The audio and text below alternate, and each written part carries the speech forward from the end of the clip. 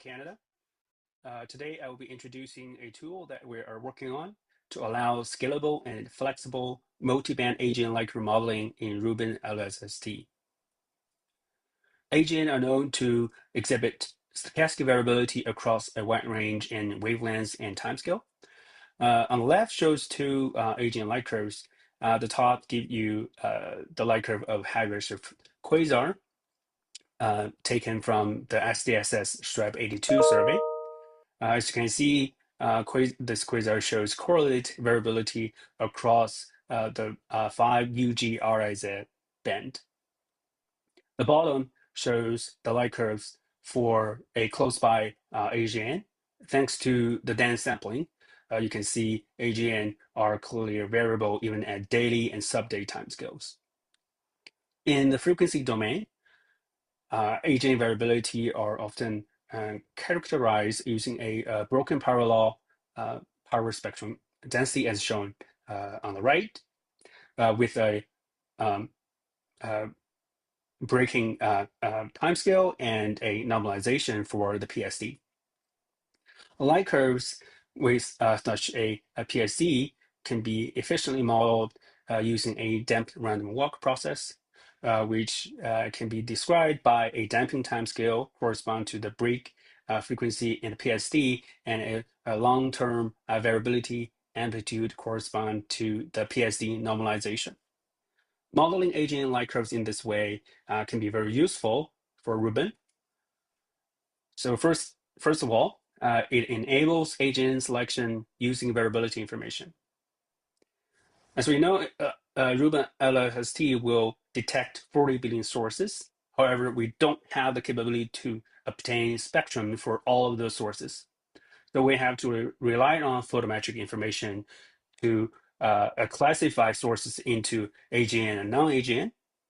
And the variability information will greatly complement Carter and other information to help deliver the most robust sample of AGN candidates. To demonstrate, the bot2 plot shows how the damping timescale of DRW can help separate quasars from stars.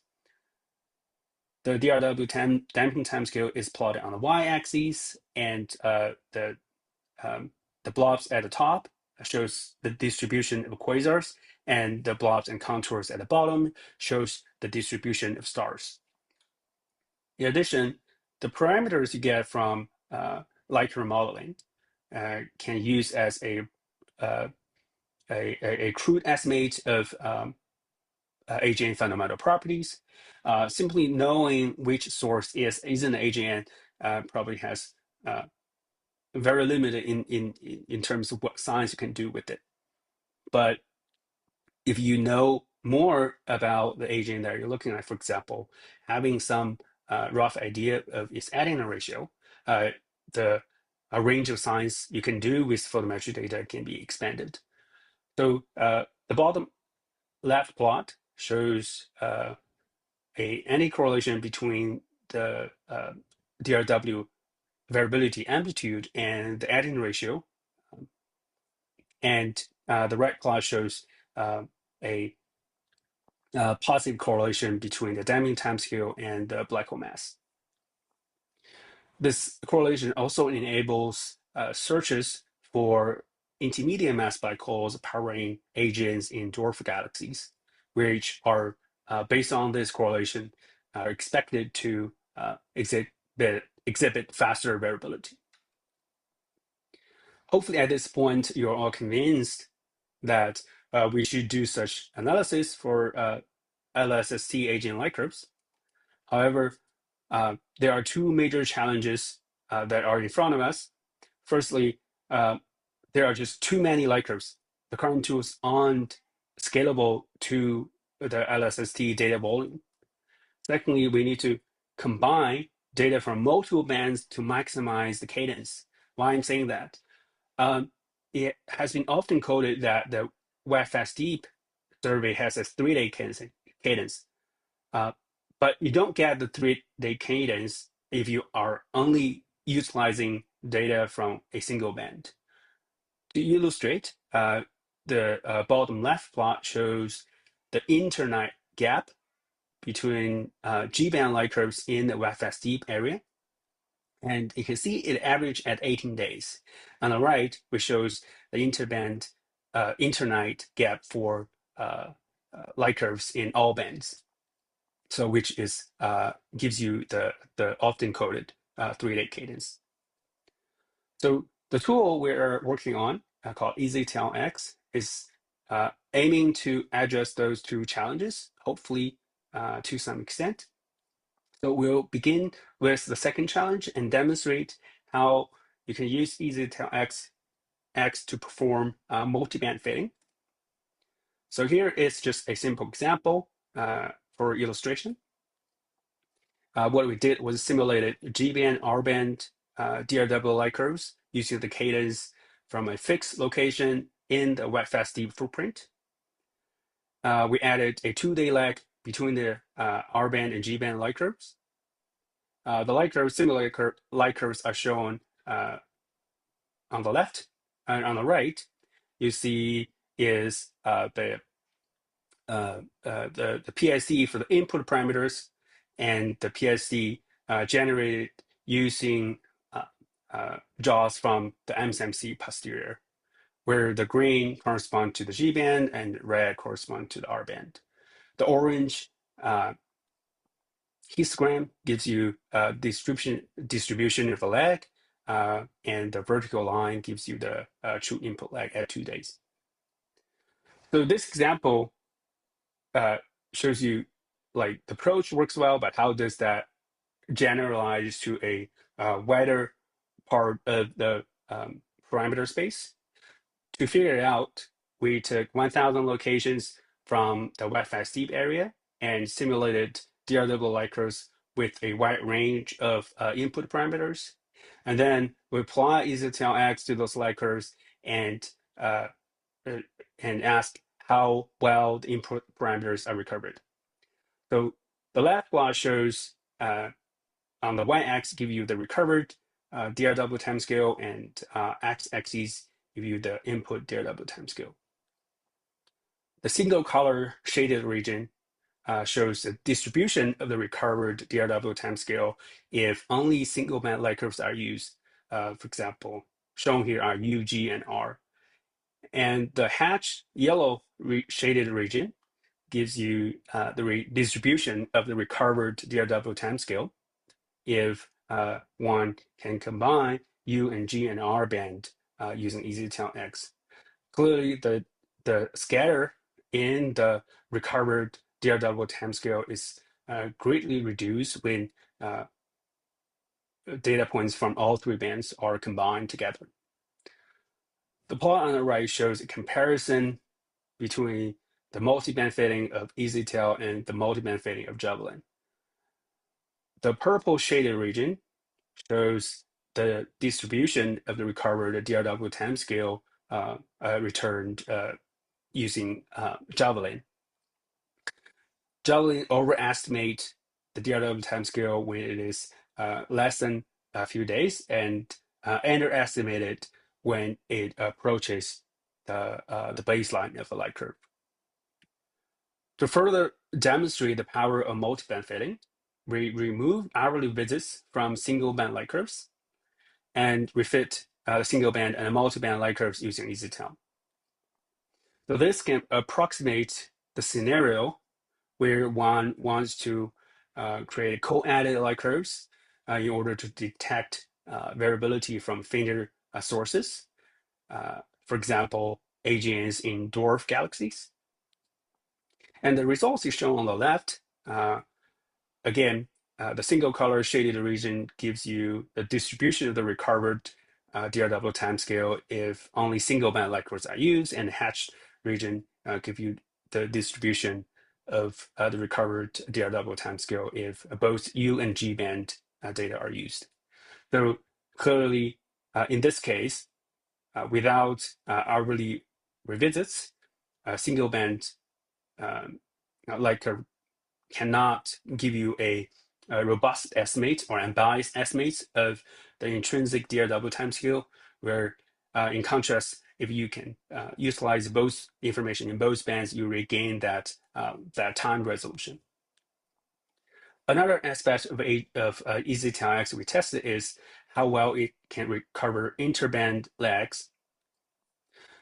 Following previous experiments, we simulated 1,000 light curves using the DRW process and inserted interband lags from 0 to 10 days. And then applying Javelin and EZTAL to the same set of light curves and see how they compare in terms of the recovered lags. So in the plot, x-axis give you the input lag, and the y-axis give you the difference between the input and the recovery lags. The bottom line is here is that EZTIX and Javelin gives comparable results in terms of measure lags based on the simulated light curve. Up to this point, I have been showing you what EZTIX can do, but I haven't shown you how fast it can do it. It is very critical when it comes to applying it to LSST data because, we have just a large volume.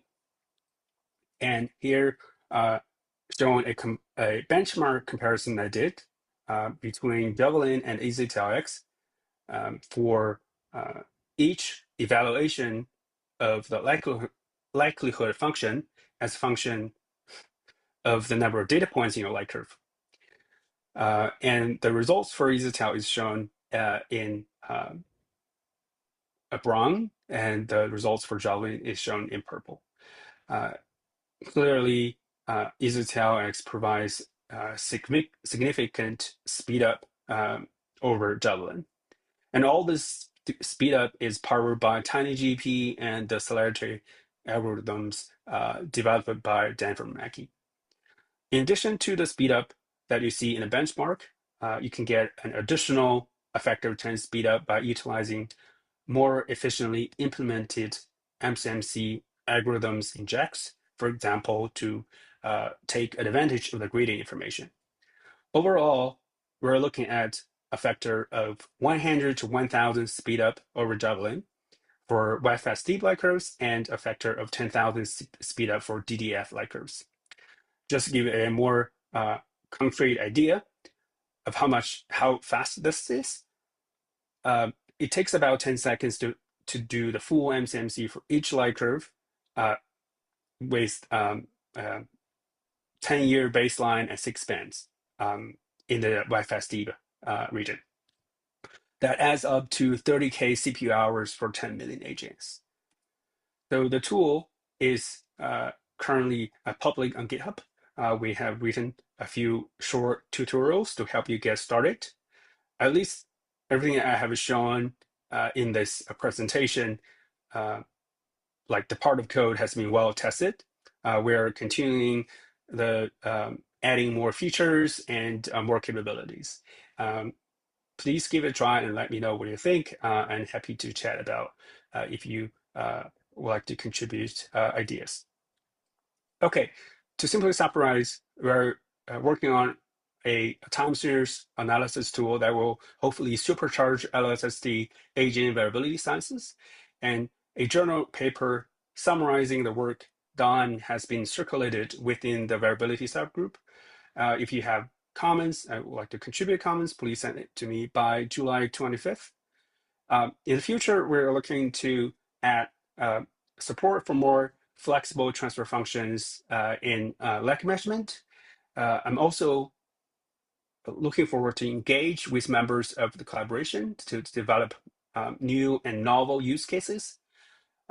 Frankly, I think a lot of potential of this tool and this approach in general is waited to be discovered.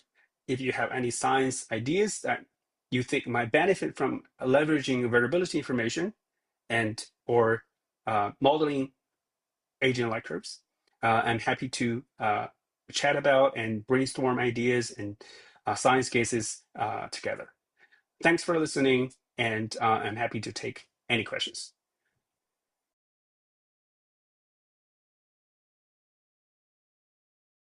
I see that you are online for questions, please. Sorry, Maurizio. Sorry, I didn't see you. Hi. Thanks, Weixiang.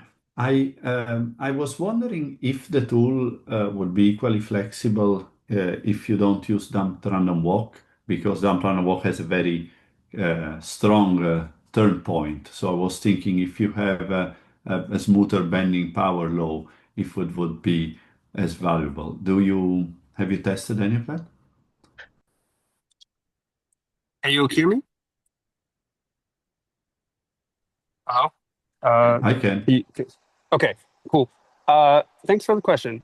I have tested with other kernels, for example, with steeper slopes, like karma models, but not the thing you were saying, like double banding power law. But I do have ideas and have plan to implement that. Hopefully in the future, we can come up with more examples of how to do that. But I think in principle, this approach can do that. It's just waiting to be coded up. More questions? I have one as an ignorant person on variability, and it is my understanding that all this work is done assuming that you have something to do with AGN, but you do not know in advance whether they are AGN or not. So how do you account for the fact that maybe they are something else? Well, I don't think that it assumes it's AGN. It just assumes, well, the performance is, when you design a tool, you simulate what it is designed to do, right? But I think previous works from various colleagues have shown that by modeling all Lie curves as a damped random walk or other Gaussian processes, it turned out to be useful for classification and other purposes. And what this tool does is faster and combining data from multiple bands. In principle, I have not tested it myself personally, but the increased cadence through multi-band fitting could, improve those science cases as well. Okay. Okay, thanks. Yeah. Yeah. More questions? If not, then we thanks again, Weixiang. We have another talk online. Andjelka, are you there? Yes, I see you.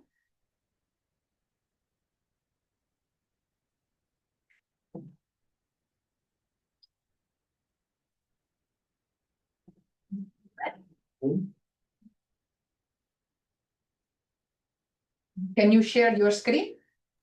Good morning. Apologies. I had a glitch with my computer.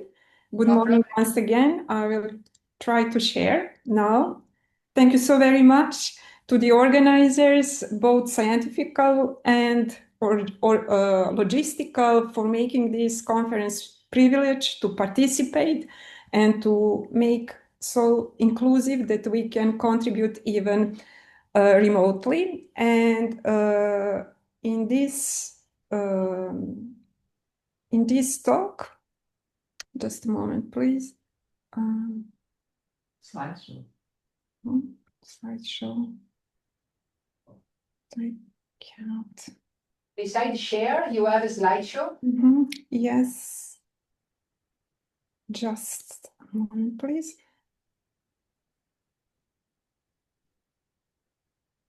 Не могу да уча. Kako smanjimo ovu?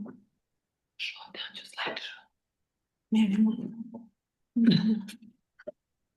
Okay. Just a moment, please. Sad sam sebe sklonila i sad ne mogu. Apologies once again. So thank you so much. And we have here a lot of wonderful talks related to the AGNs and specifically phenomenal talks on the closed binary systems from Maria, Ethan, Dragana, because these objects doesn't live entirely in one observational domain. And in this talk, we would like to show what our in-kind contribution team would like to do together with all interested people in closed binary systems, and that is actually that we use and harness both optical light curves from the LSST, but we can make, and also astrometric data that we can expect from the future observational data catalogs. And also we want to take into account the change, maybe the change of the shape of the even emission region, like maybe to say perturbation. All of this is inspired by talks that we hear during all of these years at the AGN Science Collaboration, but presumably by Gordon Richards. What we know from Gaia data release, we know that AGN are actually underrepresented, just about 10% in the data release 3 catalog. However, we expect in data release 4 that it will be changed, because for the first time we will have astrometric time series, which will allow us to track photocenter shifts in variable sources and maybe even closed binary systems. So we will have 2 data streams, one astrometric variability and the other photometric variability. And with this pilot methodology, we anticipate that we will be able to disentangle contribution of the components in the closed binary system from the LSST optical light curves, but also to constrain the orbits of the binary black holes, because we have the information from the astrometry.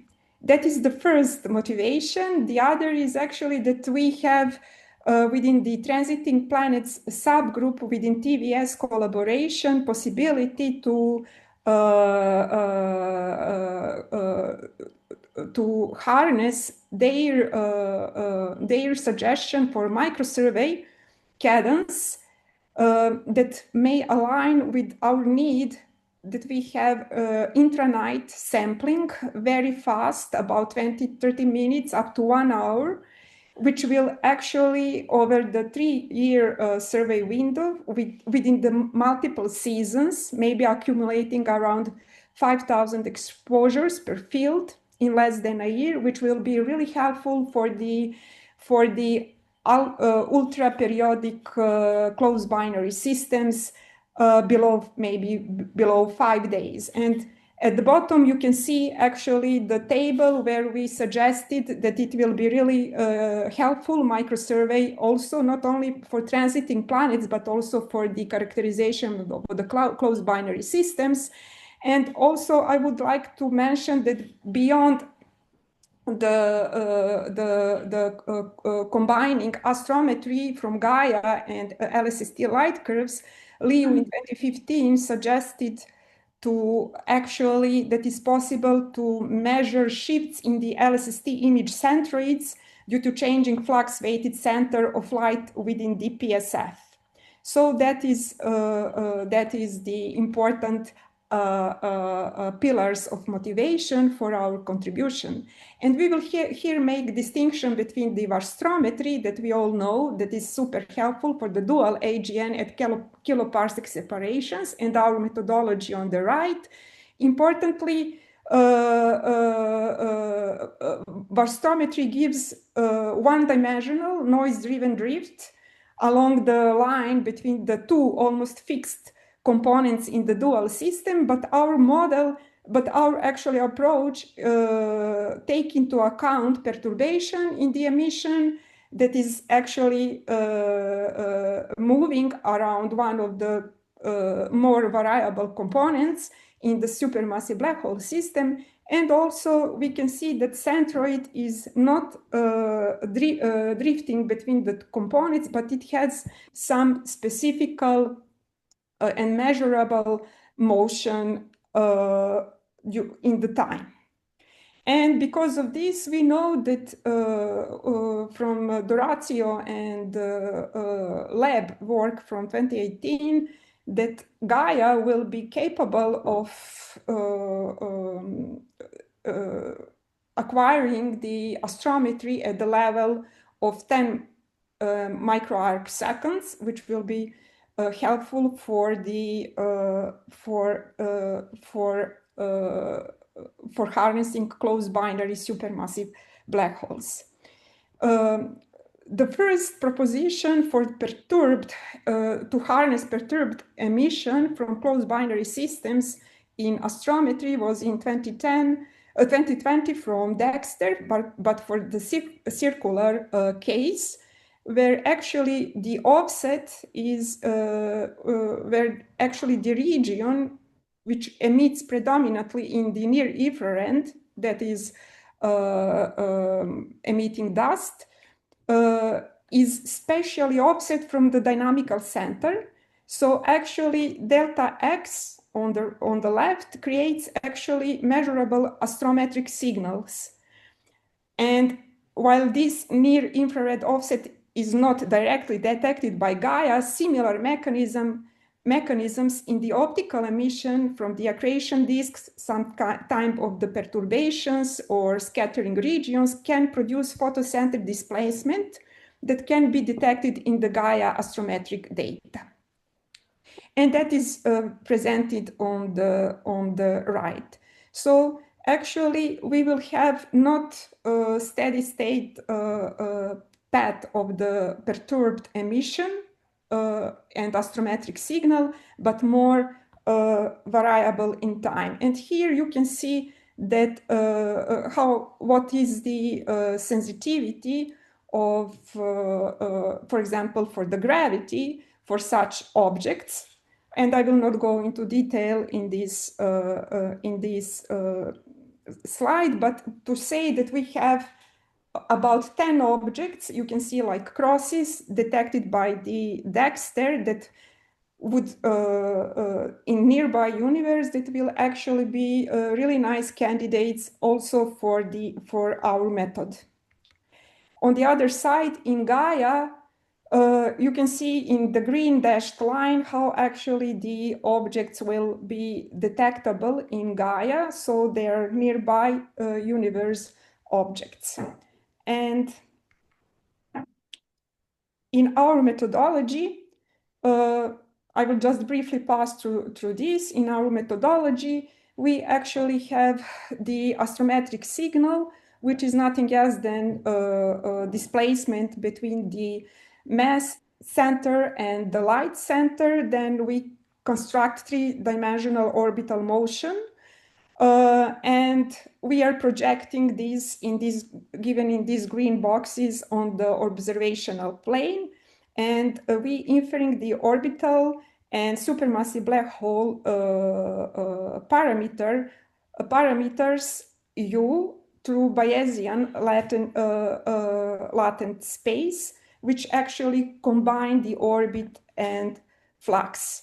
And for the methodology to simulate all of this, we actually apply the method from our AGN Science Collaboration Project paper that is published in the LSST Science Focus issue in APJ supplement series. And you can see that we can expect about tens of such objects, depending on the inclination of systems with respect to us.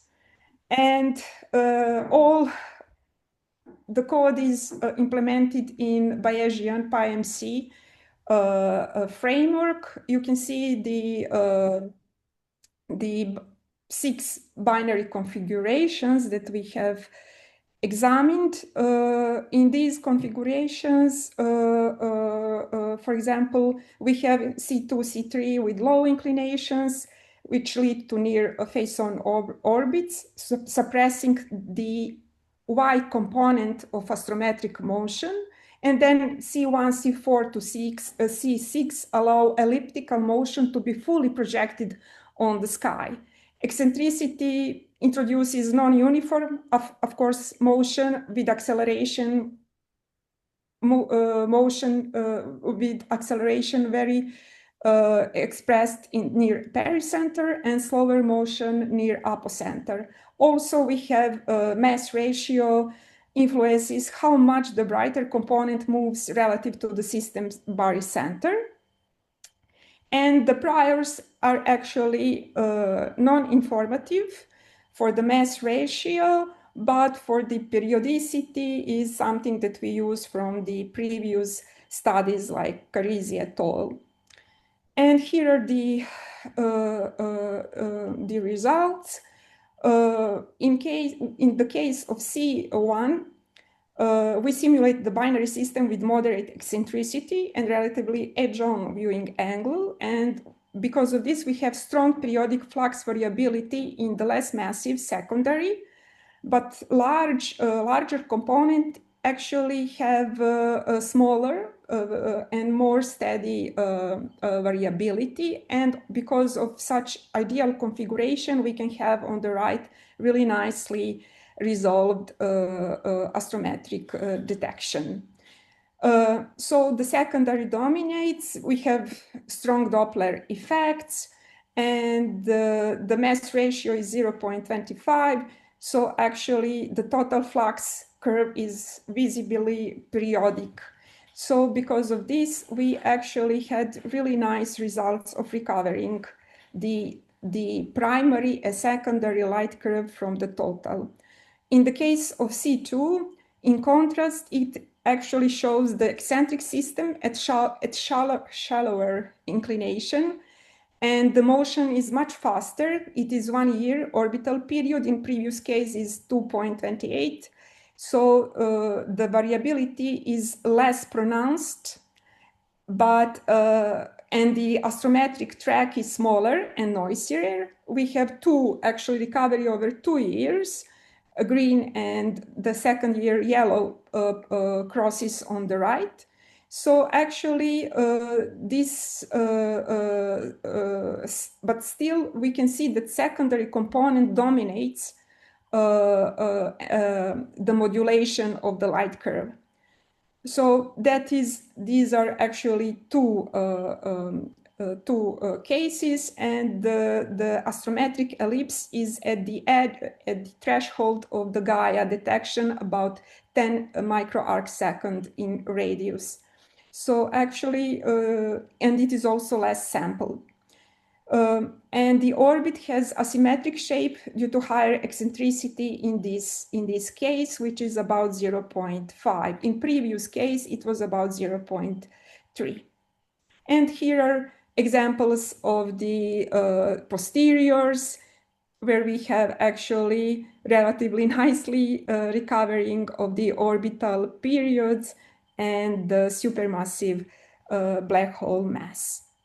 So the posteriors for the angles, such as inclination, argument of the pericenter, and longitude of the ascending node, are actually less precise, which is normally to expect in this situation. So all of this is just the pilot, and because this frame is within PyMC, we expect to implement everything in the normalized flow. And also here is just pilot of the decision tree for the triage of LSST binary supermassive black hole candidates based on our experience with the candidate that we exploited with Marta Fatovic. So we believe that two crucial parameters are actually the R-band magnitude and the period of 5 years. But everything will be discussed in the next telecons of the AGN Science Follow-up subgroup. And at the end, I would like to thank two wonderful people from University of Durham, and to say to all wonderful people in AGN Science that all of your work is like a cathedral. It's massive, interdisciplinary endeavor requiring thousands of people and likely to last centuries it synthesizes knowledge, it inspires people, and it shapes the intellectual skyline. This is the para quote of the Professor Lucas Mix from University of Durham. So thank you so much, and apologies for the glitch.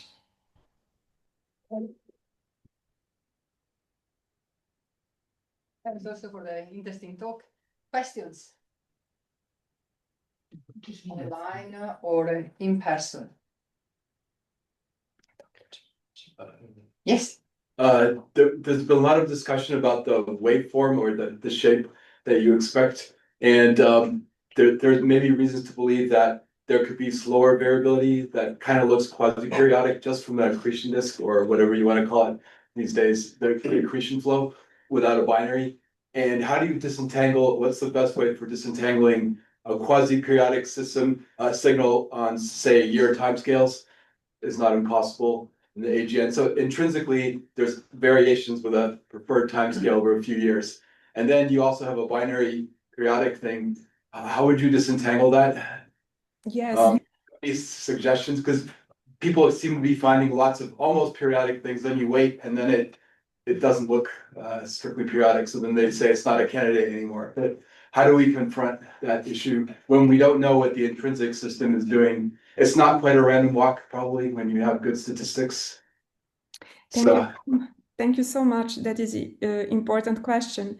So actually, the data from the astrometry that we can expect, it is, hardly mimic.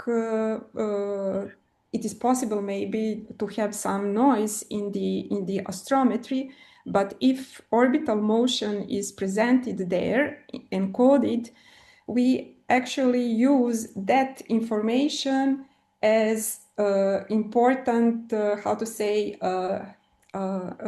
razor in the Bayesian framework.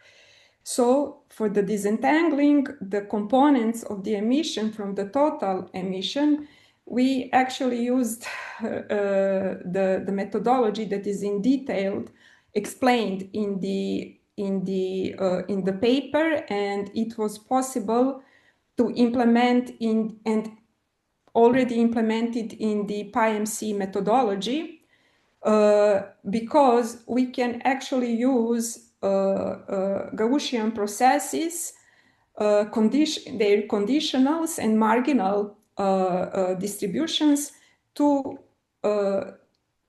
disentangle the light curves from the total emission, and also at the same time using the fitting into the astrometric observations, because it is not possible, to reconstruct the astrometry without this information. In the model, we use the damped random walk for the continuum in the accretion disks of the for the emitting continuum in the supermassive black hole components, and also we used the accretion disk that reprocess that continuum, and we use the transfer functions of the asymmetric appearance, like in the Kaket and other papers of that group. So actually the Bayesian handling of the kernel and conditioning of the total kernel within the PyMC framework was actually crucial for disentangling the total emission, knowing also astrometry. So everything is doing in parallel. We are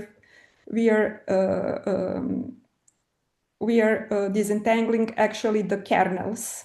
So maybe it is the simplest way to explain.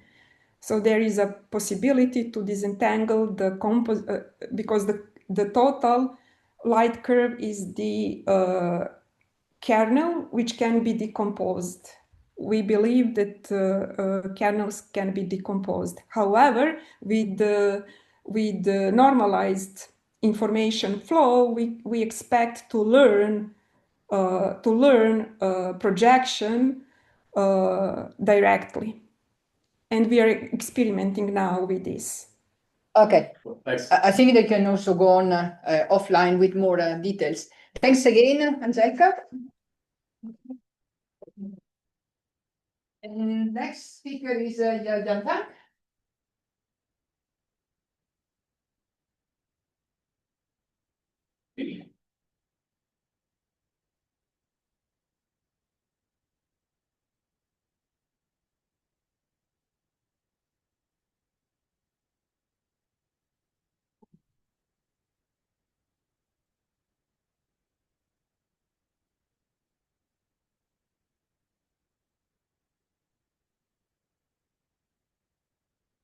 And then as we mentioned, yes, so I have to start restart resources.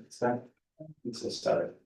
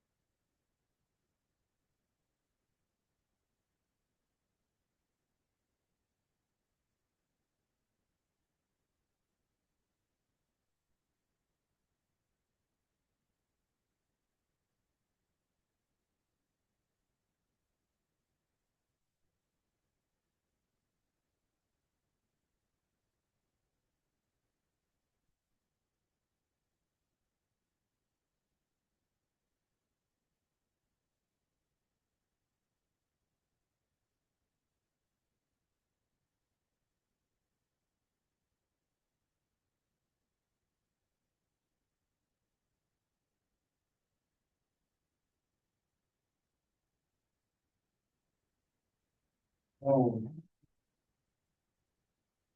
Okay, no, that's sorry, what's share still first for the transfer this one? Yeah, we could switch start. Can you start? So then wait a moment, maybe the second. Wait. Wait here. Exactly, wait there one second.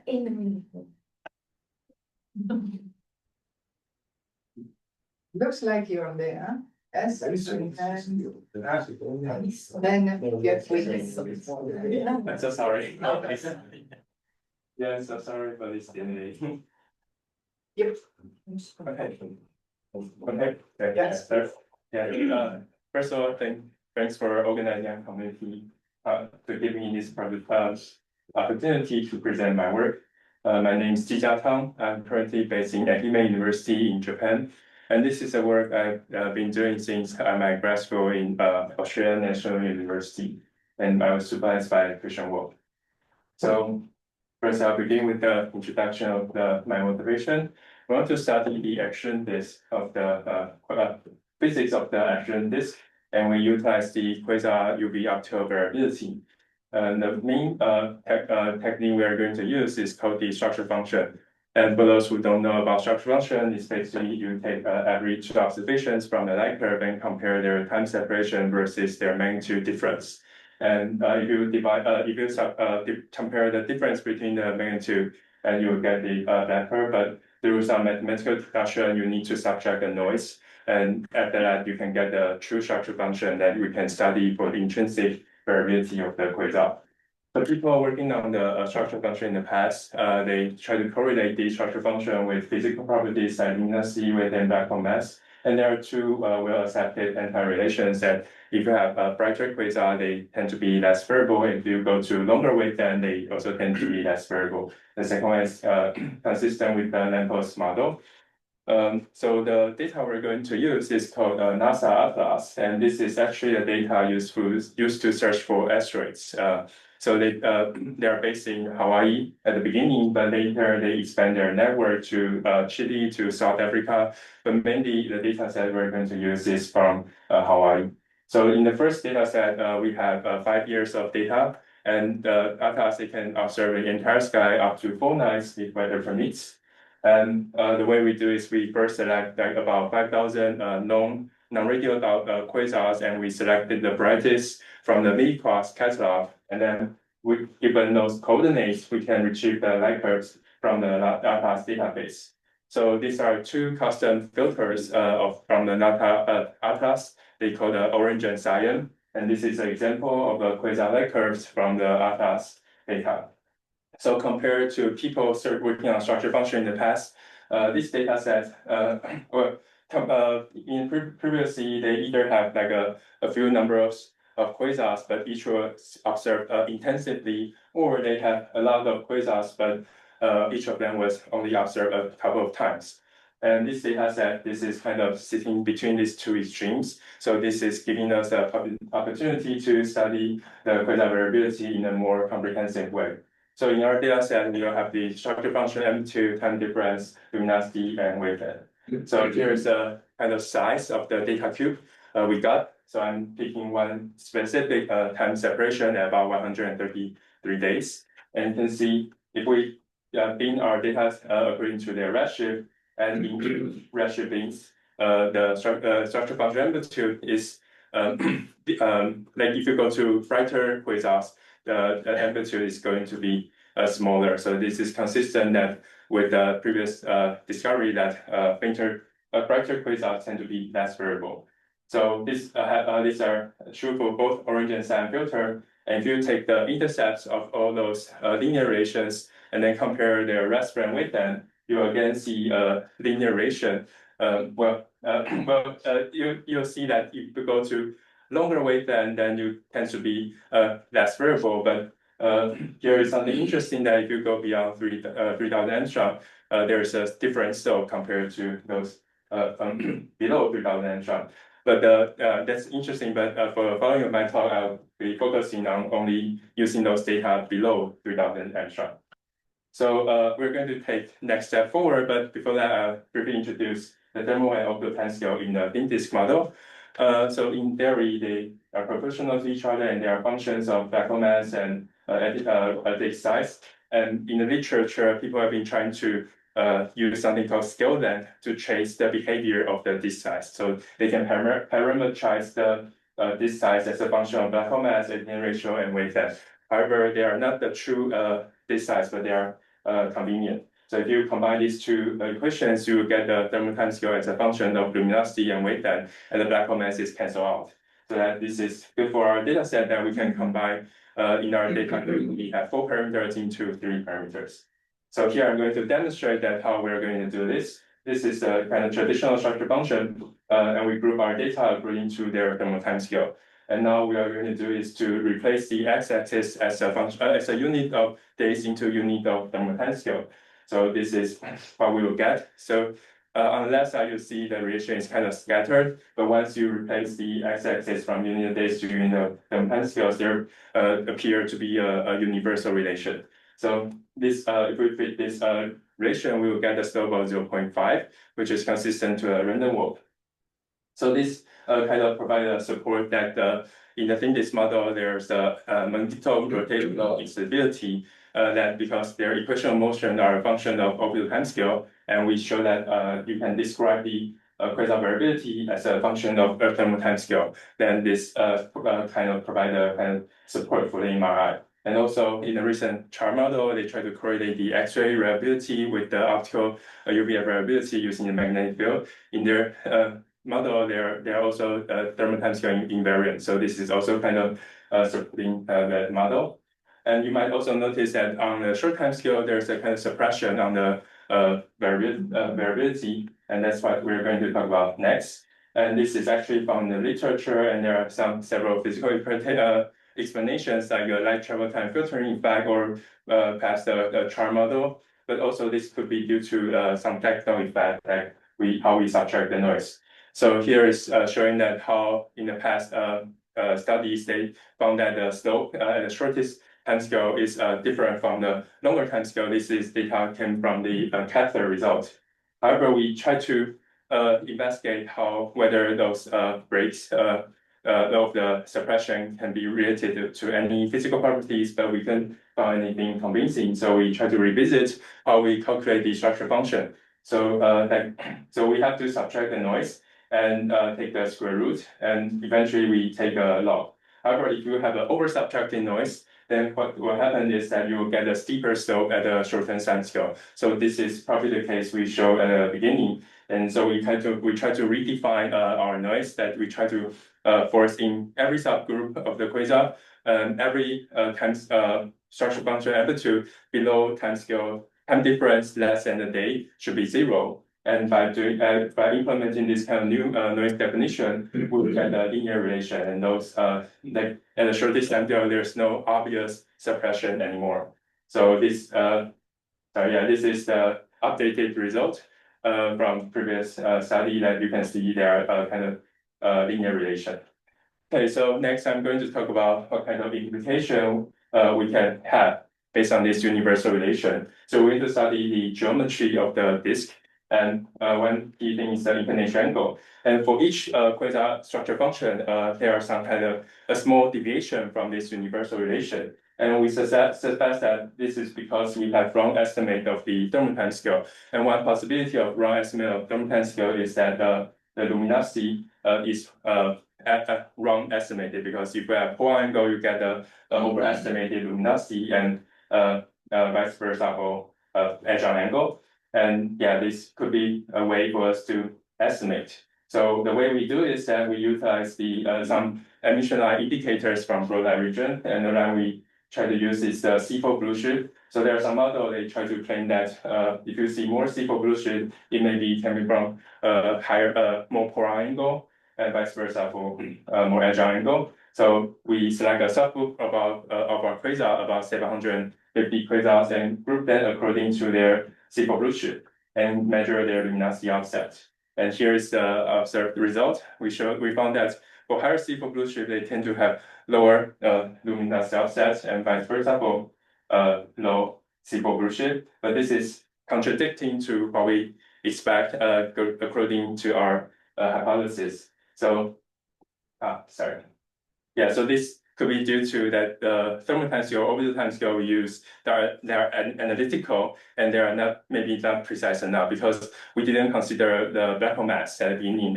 It was canceled out in that calculation. So we want to take a more serious consideration of this effect. So we conduct a numerical calculation based on the thin disk model. So we start with the temperature profile, flux density profile in a thin disk model, and define a flux weighted disk size and flux weighted orbital time scale, and then created a grid and try to investigate how black hole mass, how those black hole disk size and orbital time scale depends on the black hole mass. So this is the result we got. And so we found that those numerical calculated disk size, they're a function of black hole mass divided by the square root of luminosity. And in low black hole mass, it tends to be constant, but it goes to higher black hole mass, it becomes linear. So and we check the orbital time scale. The relation is that in the low black hole mass region is to the power of minus 0.5, and to higher black hole mass region is linear, and there's a kind of turnover between these two. So we want to check that what's the case for our data set. But yeah, time passed, so we have a newer data set for this test, and now we have 7 years of ATAS data. And so again, we expand our data size from 5,000 to about 9,000. And the observational pairs used for structure function calculation is now 10 times more as well. And the selection source now came from SDSS catalog instead of miniquad. So that gives us the information of the black hole mass. So this is the result. We checked, we found that the perimeter space that for our sample of their black hole mass is kind of situated between the turnover. So this means that for our data set, the black hole mass, the rule of black hole mass is kind of minimum. But still, we are wondering about whether if we update with this numerical calculated orbital time scale, whether this can be helpful to for us to estimate the inclination angle. So before I end up my talk, I'll briefly talk about one new recent study I'm trying to do. So we know that quasar light curves, they have they can if you observe them for some time, and they can get brighter or they can get dimmer, and you can check them in the structure function as well. But they are usually like in the one I showed in previously, we just take the absolute value, but we can define something called beta, and if it's positive beta, that means it's more brightening over time, and negative beta means dimming over time. But in the random model, it is assumed that they are symmetric, so the beta should be 0. However, with a more physical model, you'll see that in a shorter time scale, they are more negative, and if you have a lower accretion rate, they are also more negative beta. So they should be symmetric theoretically. However, in the data recent data observations, they found that the beta is getting more negative when the time separation is larger. Although there's also one study shows that when the time separation is shorter than 100 days, you get a positive beta. However, there are also works that cautions that could be due to some flux selection effect, because when the quasars are discovered, they tend to be more brighter. They have better chance to be discovered, and then by statistically speaking, eventually you'll get the dimming structure function over time. However, our sample is kind of unrelated to when the quasar is discovered. So whether our sample suffer from this is something we're not so sure about. Yeah, so this is the initial result we got given this latest data set, and you can see that the beta is getting more negative with a larger time separation, and we don't see any positive beta at the shortest time separation. And we plan to study like how this beta depends on luminosity, performance, or Eddington ratio. So this is the summary of my slides, and yeah, we found a universal relation using the ATAS data set, and this kind of support the MRI model, and we found that at the shortest time scale, the separation is actually due to the Brown noise subtraction, and we try to implement whether this can be used to measure the inclination angle of the disk, and we found that it is unexpected, so we try to do some numerical calculation to investigate whether we miss the black hole mass dependence. And as we investigate how structure function, whether they're getting brightening or dimming using the latest data set. So I hope that this can serve as a kind of pilot study for the LSST in the future for people to try to understand the physics of the action disk. Yes, thank you.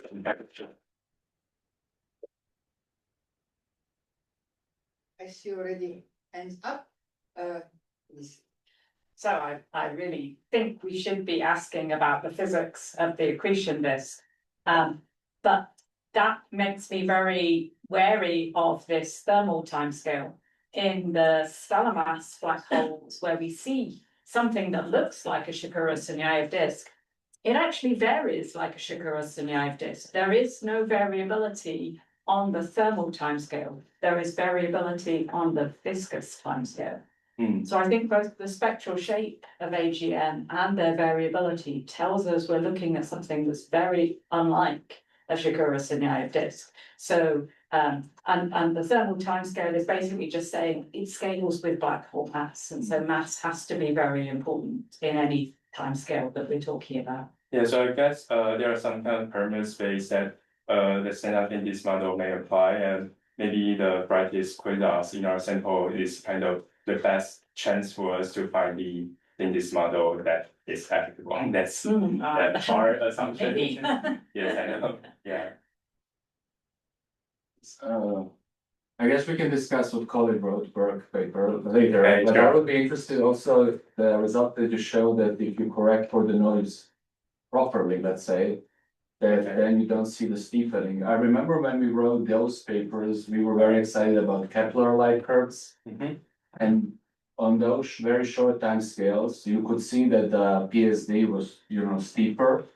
Yes. And that's what gave us the motivation to believe that, oh, it is actually steeper than random walk at short time scale. So I would guess, how would you square the results where you would say, oh, it goes random walk all the way down with the Kepler results? Yeah, actually, that's a very interesting point. So because Kepler, they have two phases. At the beginning, they started with a couple of sources, and later on, they have a second, like K2 phase to study about 5,000 quasars. But there are many people trying to work on that, and what I found that there's a literature showing that actually Kepler has some problem with their instrumentation. That is true. Yeah, their thermal instrumentation. They found that their light curves is similar if you reverse the time. So that means they also check that that's when they are backward facing the Earth and forward facing the Earth, and that happens. So their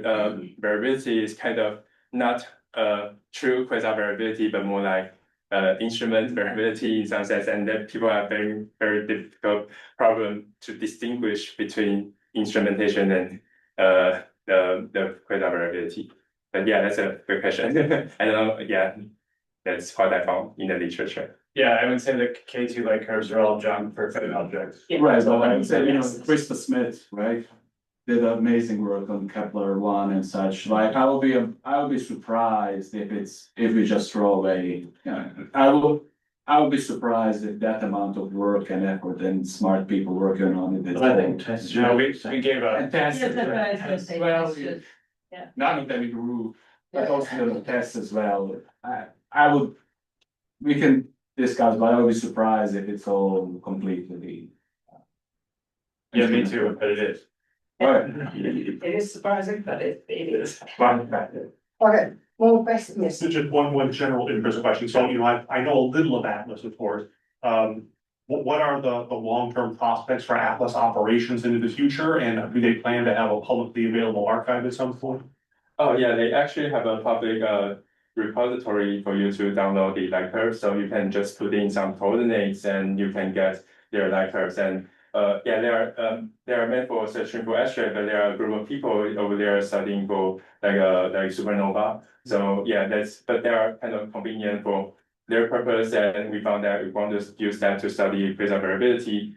Somehow their way of calculating the magnitude may be a bit of a problem, and I don't know whether they can update that in their public data set, but the data we are working here is kind of through private communication. And yeah, in principle, I think their goal is to make everything public, and you should be able to get the accurate photometry from there. Everything is already public, and they have a forced photometry service as well. Yeah, but yeah, we checked that, and somehow that doesn't behave well for our. No, but there's a flag on it that you can switch. We tried that, and it doesn't work. yeah, I mean, at some point it looks fine, but after some years we check again, and somehow there was some kind of variation at some early time scale, and that's just junk. Yes. And do they have funding to continue operating into the future, and for how long? I don't know. Sorry. Sorry, yes, Maurizio. Yes, thank you. Going back to the question of the slope, looking from your plot, I would say that even after a correction, your data seems a bit steeper. I know, fitting a structure function is complicated because the errors are correlated, but still it looks like steeper than the dump random walk, isn't it? Yes, it is. Actually, that's a very good point. And yeah, to be honest, there are some difference between different filters, and we're still trying to investigate that for the latest data set and try to see how to do this properly. But yeah, that's all I can say for now. Yes, thanks for the question. Okay, then thanks again. Next speaker is Sarah.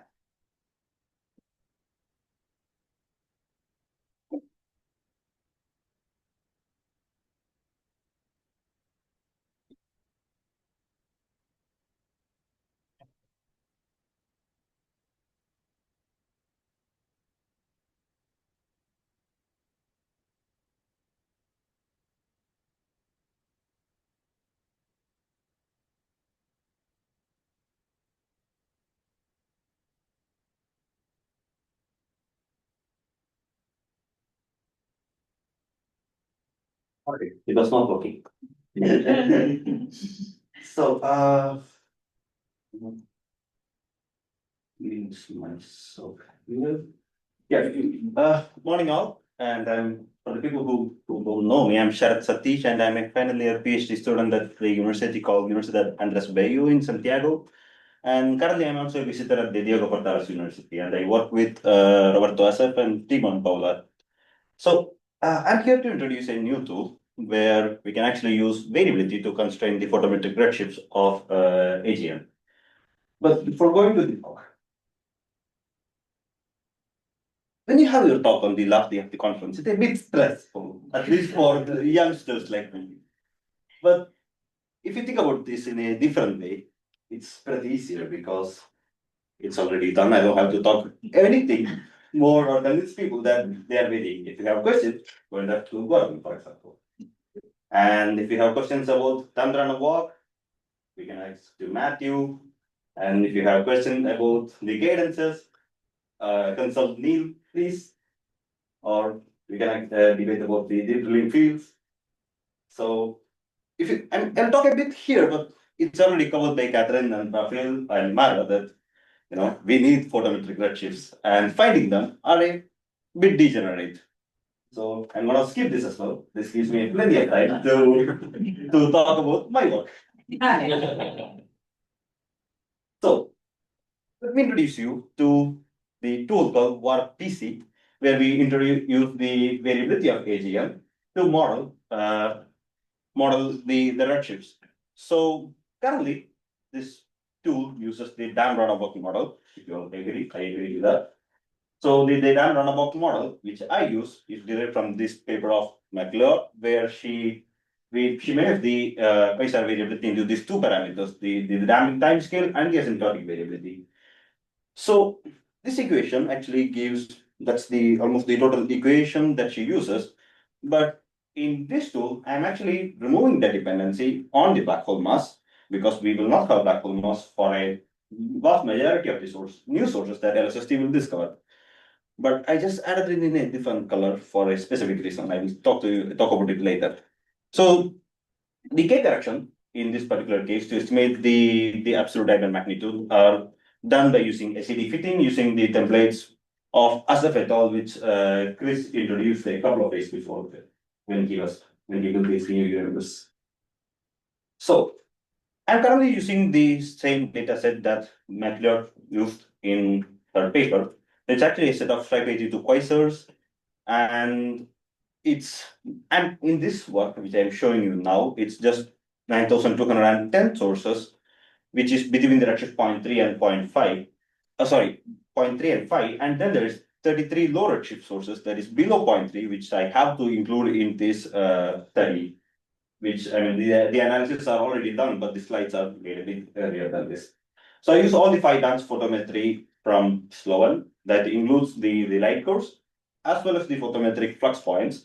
And then, since they are short, I am actually using the simulated light course of LSST and Sloan light course. So I'll take you a bit on how we can relate variability to redshift. So this plot actually shows you the distribution of these variability parameters as a function. Basically, it's a function of redshift. It's the dependency on the rest frame wavelength.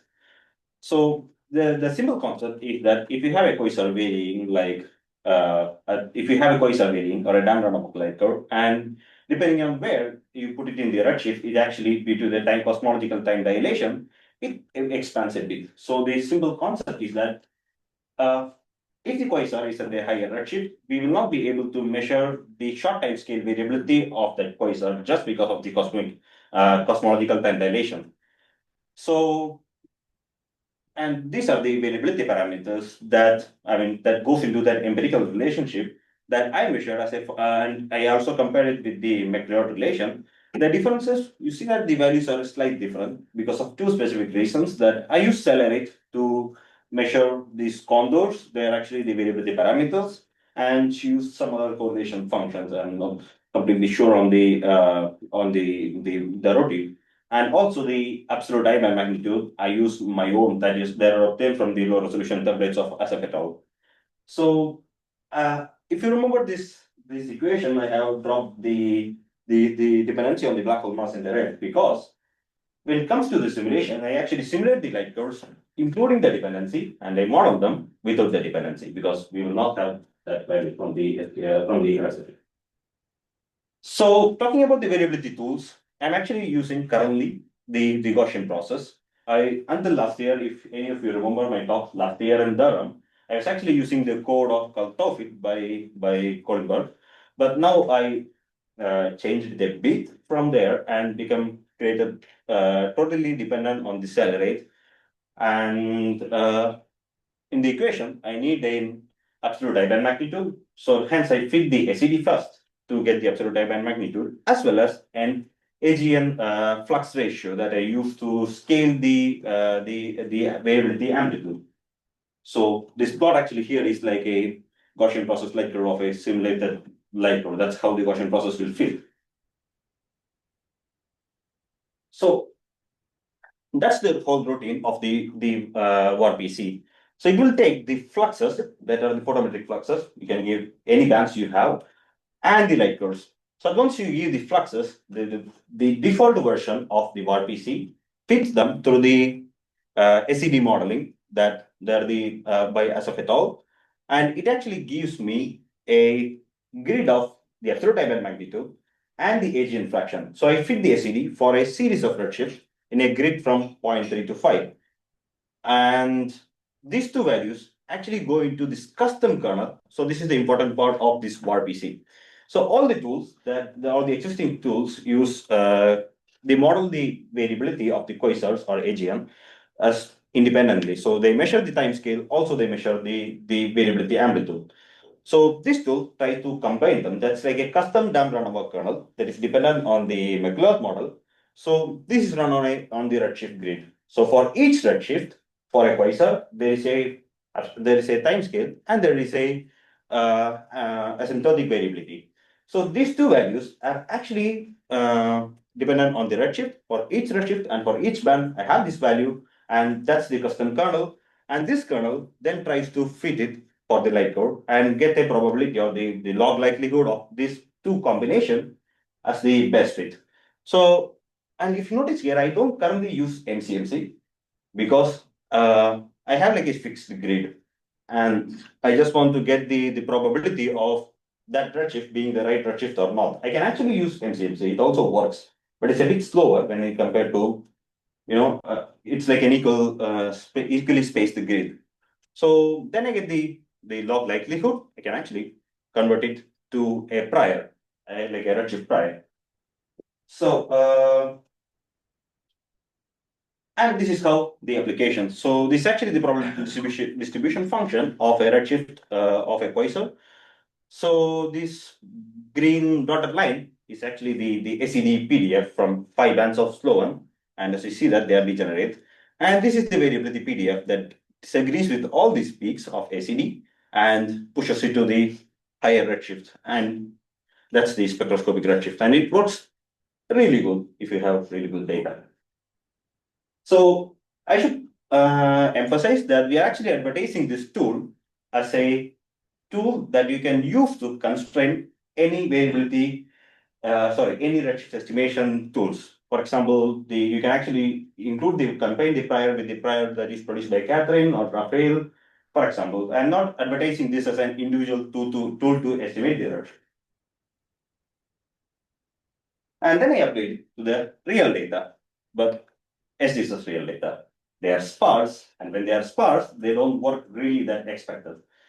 So this is actually the SDSS light curves. They are archival light curves, and even if you see that they are like 3,500 days long, the last 3 seasons of SDSS are like pretty well sampled, and all these data are not really adding anything into my code. So I found that I was actually obtaining the same results when I modeled the WRPC just with this small subset of data, as well as with the whole data, because the other one is not really adding anything. And that's something like 800 days of data. But as per this paper, the studies of Supermassive, we at least need 3 times the baseline. The baseline should be more than 3 times the characteristic time scale if we want to model the damping time scale. So this plot actually shows the distribution of the characteristic time scale as a function of the redshift bins, and this this line actually plots the current existing SDSS baseline that I'm using. And if you see that, so above redshift 0.6, I really don't have any constraining power. So for some reason, if I don't do this constraining power check, my algorithm might predict a wrong value. So that is actually like killing the SED values. I don't want to do that. So we came up with an idea is that we give our opinion where it counts.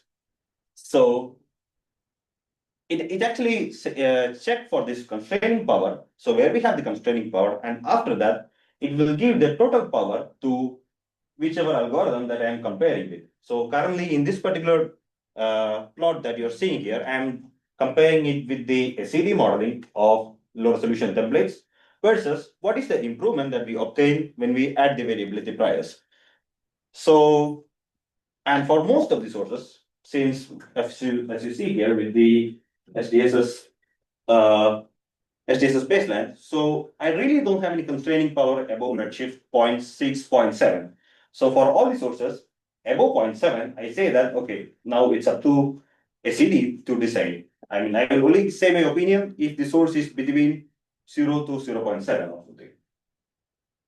So, yeah, and you can see that a lot of the outliers, the catastrophic outliers, are being removed in this regime by adding this variability prior. And the prior works in the similar way as before. It actually helps to cut off a lot of these, degenerate solutions. And if you look at the values, by implementing this approach, we are actually able to reduce the outlier fraction by about more than 11%. And also in the case of very low redshift, it's actually almost 3 times an improvement in the outlier fraction. So we are actually removing a lot of these sources. So as you see that we still have a certain number of sources here, which I'm not improving just because I don't have the constraining power. So my algorithm says that, okay, this source is certainly not below 0.65. If it is 0.7, if the city says that it's 0.7, then my algorithm says that, okay, it's up to you. Because I don't have any constraining power, I'm not going to give an opinion. And then we compared it to a bit more better SED modeling techniques of Raphael. And I do see an improvement by 4%. And we do know that why the improvement is a bit less when we compare to the LRT model. But I'll talk about it a bit later. And then once we finish these SDSS real data, we actually wanted to see what if the SDSS had like a better sampling for a long time. And then we came up with a simulation. So I actually simulated first the SDSS cadences. So this is actually the simulation for a SDSS seasons and SDSS cadences. And you can actually see that the typical SDSS cadence is about, if you all agree, I mean, statistically, it's a weekly cadence. And then we have like 3 seasons. And the simulations agree quite well with the real data that the outlier fraction, as well as this actually the precision, the NMAD, that agrees well with the real data. And then we also see that the best improvement is always when you have a longer baseline and the best cadence. So this grid is actually the set of simulations that is done without the dependency on the black hole bus. While I'm talking to you, my computer is burning there at my university to model these light curves with the dependency on the black hole bus. And these values will slightly change, but the overall trend will still remain the same. And then we actually went to simulate realistic LSST data. So these are real sources, these strategy to sources. And then I created the synthetic photometry by fitting the same SED modeling with the convolution from the LSST filters. And I obtained the synthetic photometric flux values for all the 6 bands, and as well as their corresponding uncertainties. So these 6 bands are then fed into the SED modeling to produce the absolute I-band magnitude and the AGN fraction. And then we simulated light curves. So I simulated both the white fuzz deep and the drip field. But I should have talked to Neil. I was talking to Neil yesterday, and I chose the bad or the worst deep drilling field for this study. I'm sorry, but I'm going to change it. So this is actually the Euclid South, I guess. Yeah.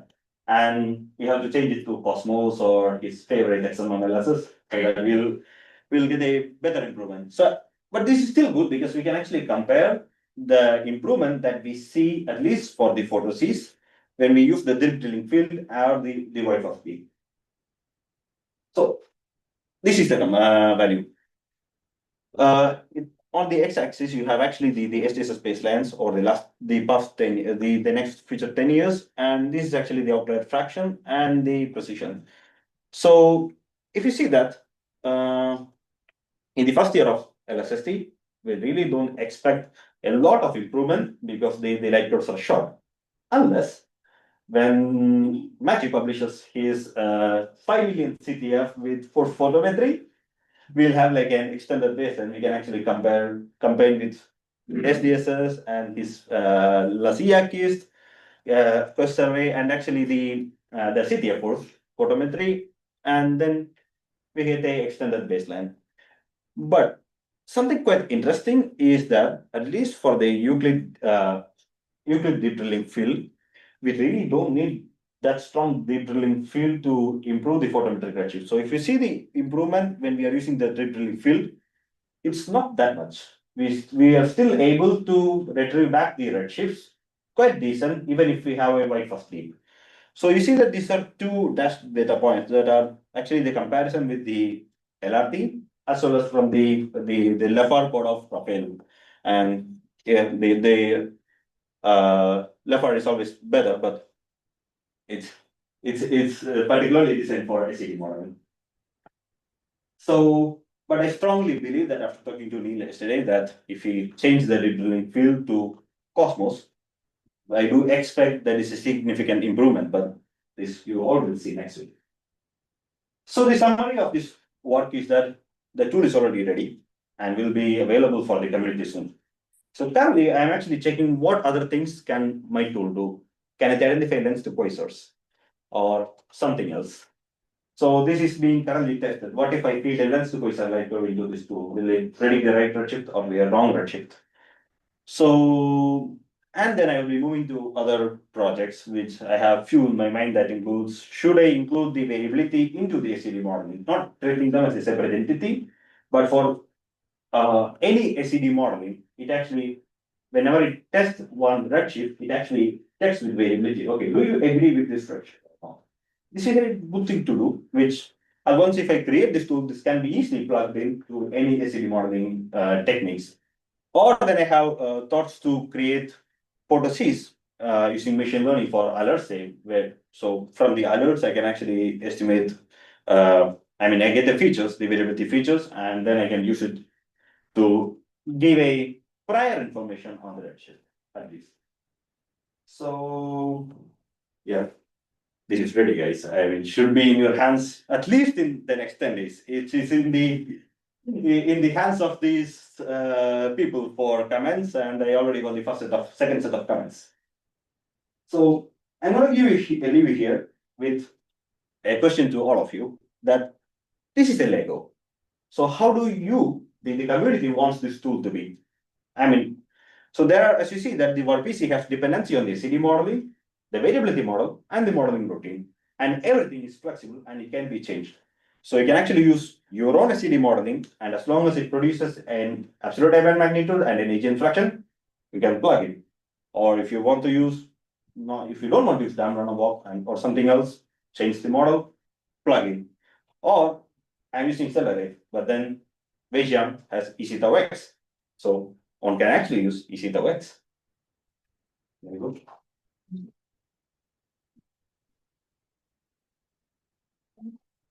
Question from Sir. I want to give a new voices. So when you do the STD modeling part of it, do you take just like one epoch of data to model that, or do you model are you fitting it for like multiple epochs? No, it's actually this type of photometry or any normal photometry. Yeah. I'm not fitting the CD of the light source. Okay. So my stop, and this might be a slightly speculative question. So if you stare at an AGN for long enough, occasionally they do fun things like a changing state. Yeah. But how would that kind of extreme variability affect your pipeline? It's a good question. It's very similar as how would lens cohesion affect my pipeline. My answer is that if the changing state has what do we say it has a different model than the Dan random walk or a typical Dan random walk, then my algorithm will not be able to probe the redshift.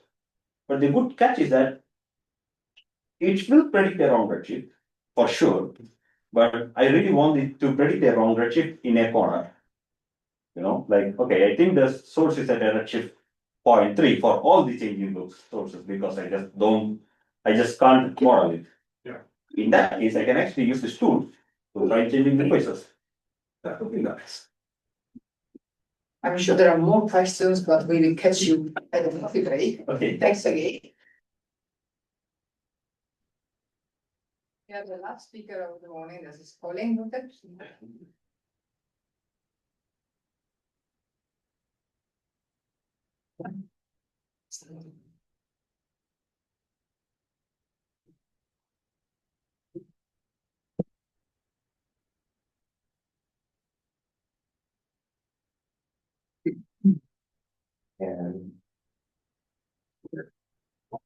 Fantastic. Okay.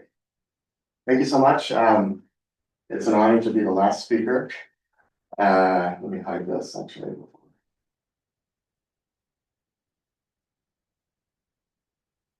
All right, it's an honor to be the very last speaker of the workshop.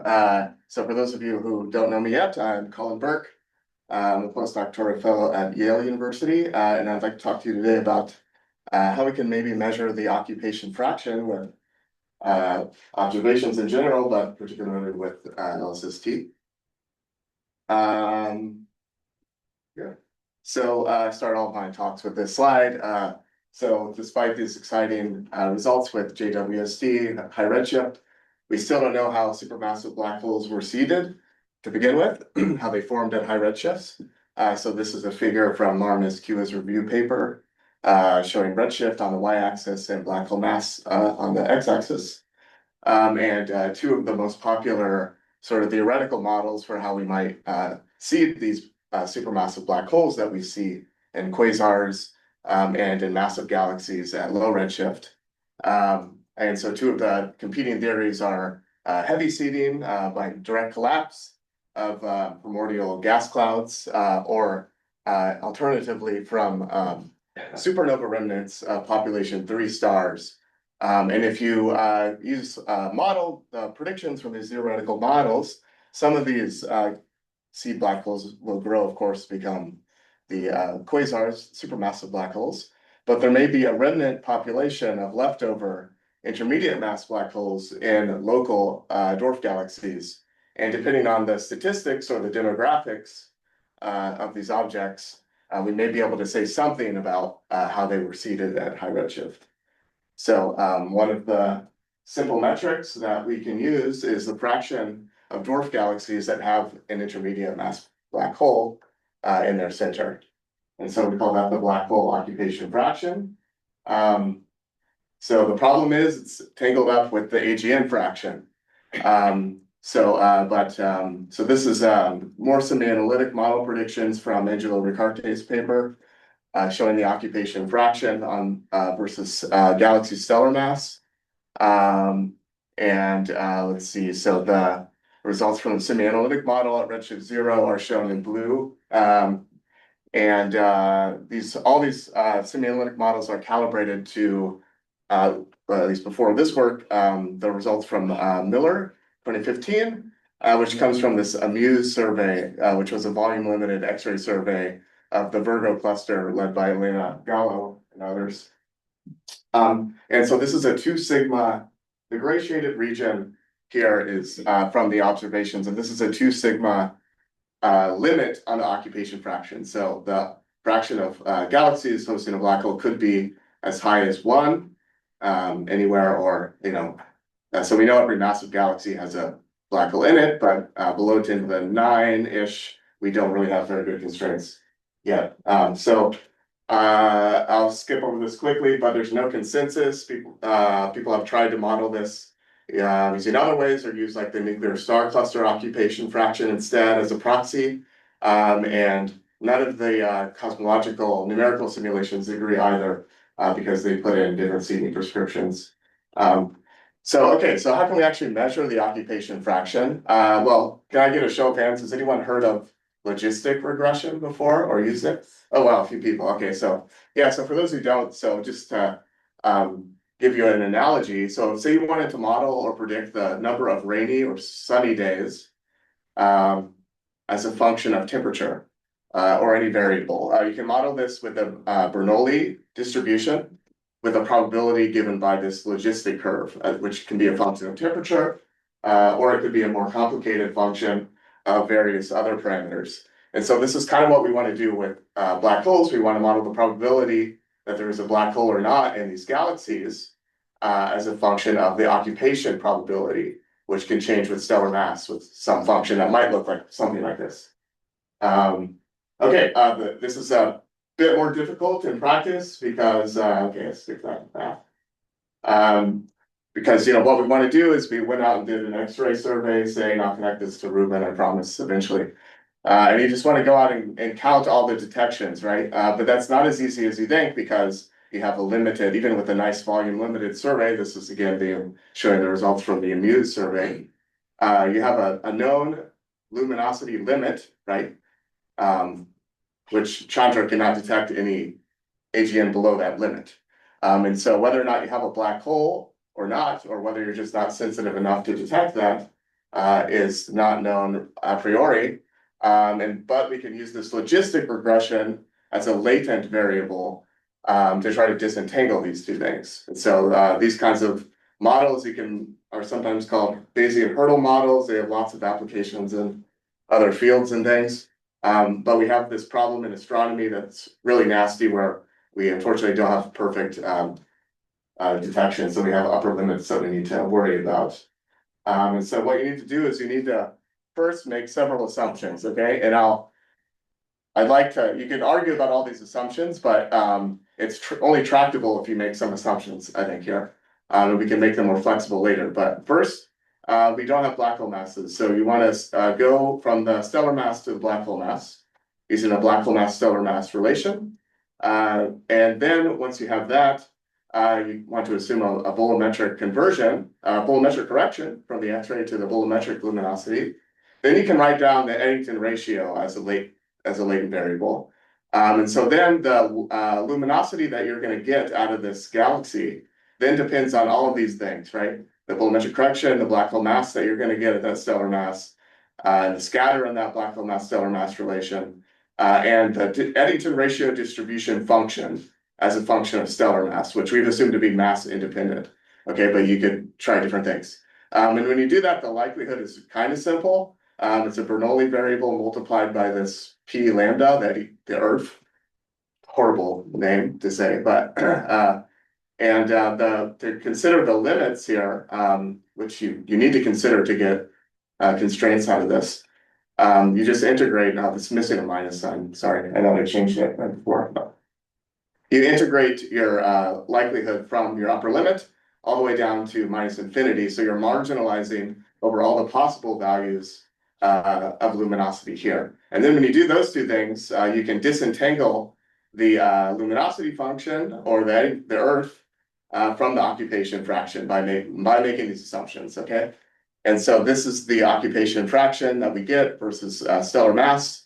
And our model is shown in blue. The previous result is shown in gray, the 2 sigma and 1 sigma contours.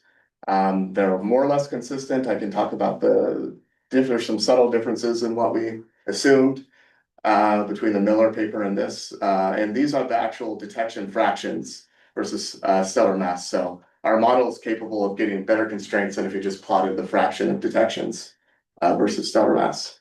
But it's fairly intuitive. So you see the detections kind of stop around a few times 10 to the 9, and that's where we kind of lose our constraining power. So anywhere within here is allowed. And yeah, this upper limits is really critical. I think underappreciated fact in astronomy. So, okay, but actually when you write it down that way, there's no reason why you need to use a volume limited survey, because if you integrate over all of these non-detections, you consider, even if they're at different luminosities, you can go out and go from a volume limited to a flux limited survey, which is what we tried to do here. So these are matching the Chandra source catalog, the XMM source catalog, Rosetta, and ROSAT detections to this really nice catalog of galaxies at 50 megaparsecs by David Olson with homogenized stellar masses in photometry. There's some trick details on how you do this matching and things, but in principle, it can be done. Okay, and when we do this, it's not a surprise that we can find tighter constraints on the occupation fraction, although it looks much less convincing to the eye, but the math is the same.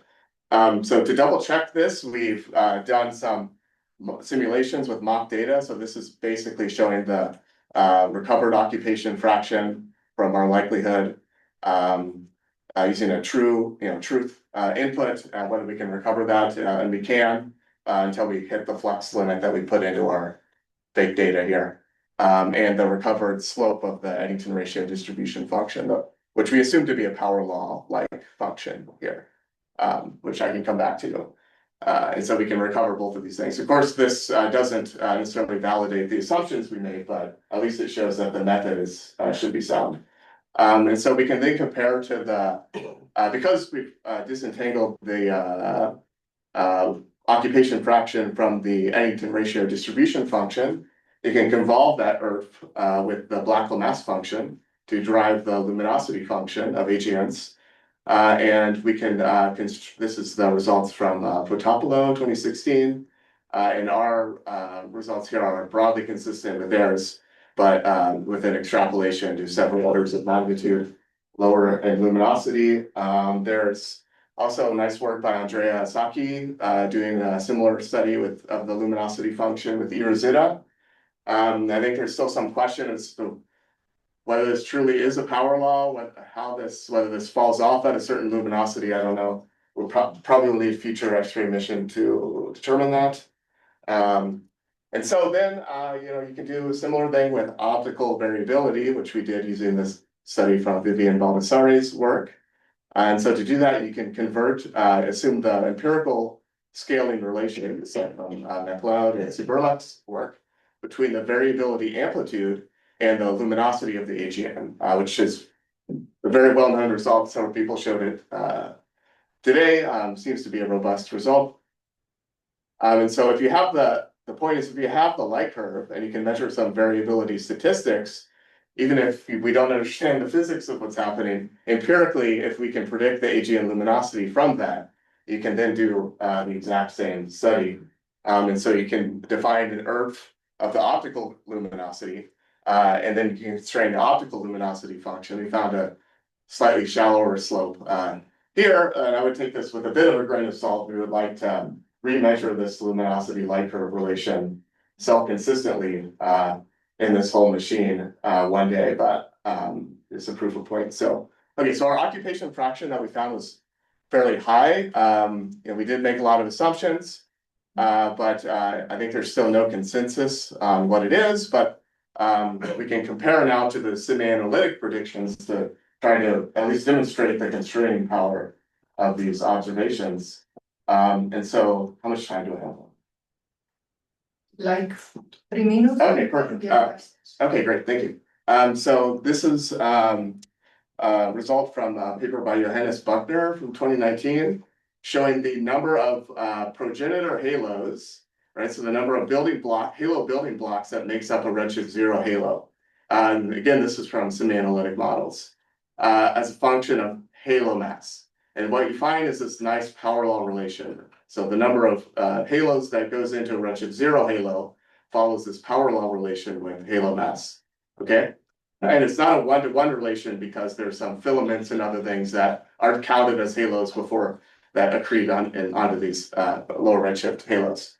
Okay, and so then if you think about that, if you see these halos with black holes at high redshift, and these halos merge together over cosmic time, you can model the probability of having a black hole in that halo as a function of halo mass using a binomial formula, and plug in this number versus halo mass into this formula. This is all done in this paper, okay?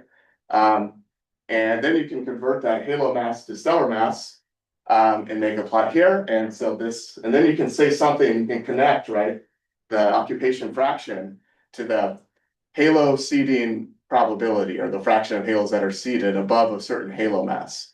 And if you plug in some fiducial values for what halo mass you want to pick at high redshift, and some fiducial number from number of black holes that actually sink to the centers of these halos and merge together. And there's a lot of physics that you're oversimplifying here, but you can connect these two things, and it gives you an analytic prediction for the occupation function. So you get these sigmoid-like functions here. And at least it gives you an intuition for how to connect the seeding probability to what we observe. But of course, there's not a lot of physics in here.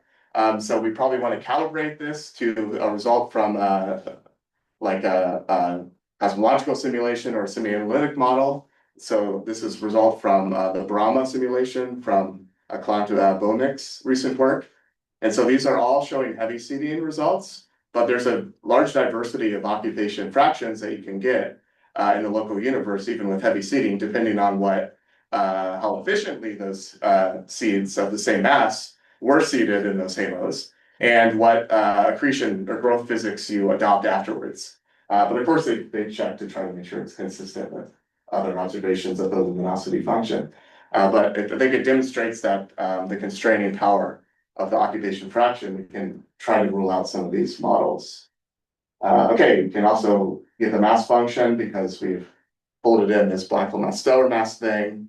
So we did that. You can ask me about that. Somebody mentioned this work on Monday, our work on the variability selected sources from the dark energy survey. This is a bit of an aside, but I wanted to highlight the work of my student, Yichen Liu, who's now a grad student at Arizona. We have a preprint on the archive where we kind of redid the stellar masses more carefully using X-Siegel SED fitting, and remeasured the black hole masses as well using public archival spectroscopy. This was a lot of work. We tried to do it homogeneously, but we still found that the black holes were overmassive relative to the Rhines and Voluntari relation. We don't know if this is a selection bias or some intrinsic change with redshift. And it would be great if somebody did the redshift 0 variability selected AGNs. I've seen it in some plots in some papers, but we would like to do it in a homogeneous way. So if anyone's interested in that, I'll be down to chat about that. Okay, so just to summarize, so if we can constrain the empirical luminosity and black hole mass light curve relations with Rubin, I think we can get the AGN luminosity function everywhere you have a AGN detection with LSST, and the occupation fraction and black hole mass function using this machine. And eventually calibrate these results to more physical models to say something, hopefully, about seeding and accretion. That's the goal anyway. And you can interrogate all these assumptions, but we're also working on a VLA study, 80-hour approved VLA program to randomly target dwarf galaxies. I convinced them that would be a good thing to do. You know, we can also try different things like variations in the Earth with stellar mass, or anchoring the Earth to known black hole masses in our sample.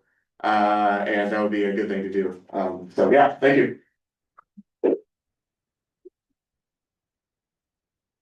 Thanks a lot.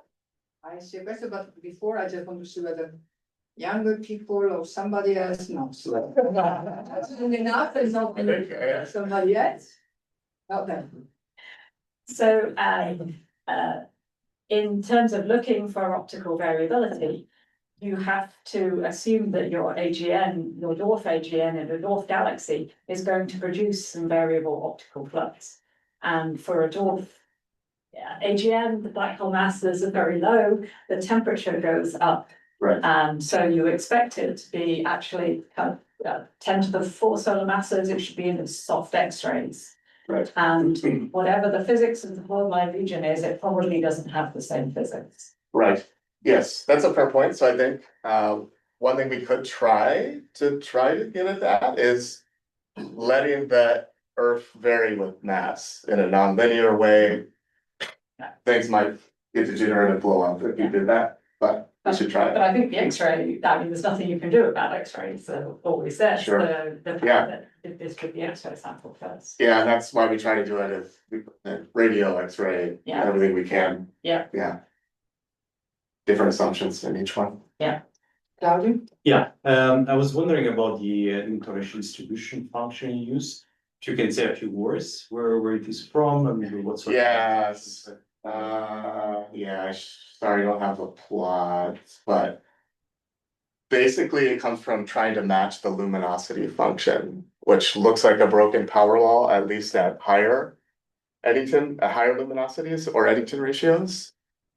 And so when you assume this power law for the Earth, and you convolve it with the black hole mass function, you want to make sure you match this. So that's where that comes from, I think. Have you compared this to, I don't know, Anna Weigel's results? Yes, Like the more exactly. recent- That paper actually sort of inspired the whole Earth that we use. Yeah, we exactly use their priors on their Earth for what. And they are consistent. Broadly speaking, All right. yeah. But we're also in a different luminosity regime, so. But there are more recent formulations based on data, like the work of Tony Manan. Yes, I thought that was also maybe it flattened out a bit more, but still a broken power law. But yeah, I think we should try different things. Questions online? I see Maurizio. Yes, mine more than a question is a comment. I like very much your approach. Actually, we should pursue this more because, for instance, in X-ray, Antonis Georgiakakis has tried something similar to constrain the black hole mass to stellar mass relation. And although it depends on the assumption, as you said, the empirical relation that you assume, it can at least be powerful to reject some of the model. So I think with Rubin, this type of approach can be played in very different ways, right? Depending on what you assume and where you apply to. And this is still largely unexplored. Right, yeah, thanks. Yeah, I think folding in black hole masses to the machine should work. Should help us a lot, actually. So yeah, thanks. Happy to chat more. Thanks to you again. All right, thanks.